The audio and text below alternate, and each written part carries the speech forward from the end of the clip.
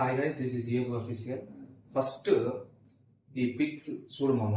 నేను match SRH RCB వీళ్ళు ఆడిన మ్యాచ్ రిజల్ట్స్ చూడు.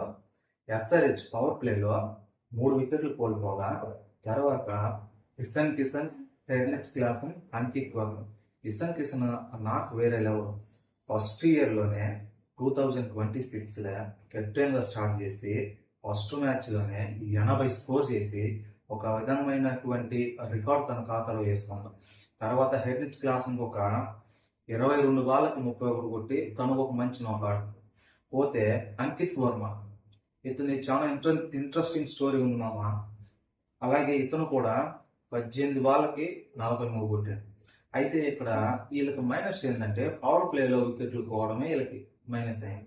కాకుంటే వీళ్ళు చేసిన నాకు కేవలం 15 ఓవర్లోనే ఆర్సీబీ సింపుల్గా కొట్టేసింది. అది ఎలాగంటే వాళ్ళల్లో ఇన్ఫాక్ట్ ప్లేయర్గా పడికలు వచ్చి ఆయన నాకు వేరే లెవెల్ అసలు.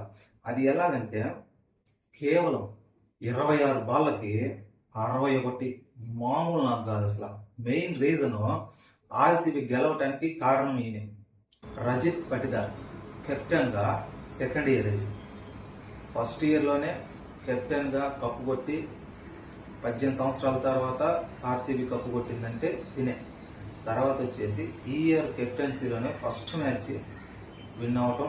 అలాగే ఇంకా చెప్పనవసరం లేదు, విరాట్ కోహ్లీ ది లెజెండర్, ఇతను కూడా హాఫ్ సెంచరీ తన ఖాతాలో చేసుకుంటాం. ఫస్ట్ ముగ్గురు నిలబడి ఆడితే ఆర్సీబీ తరఫున అదే ముగ్గురు నిలబడి విజయవంతంగా వాళ్ళ చిన్నస్వామి స్టేడియంలో వాళ్ళ జెండాని ఎగరేశాము.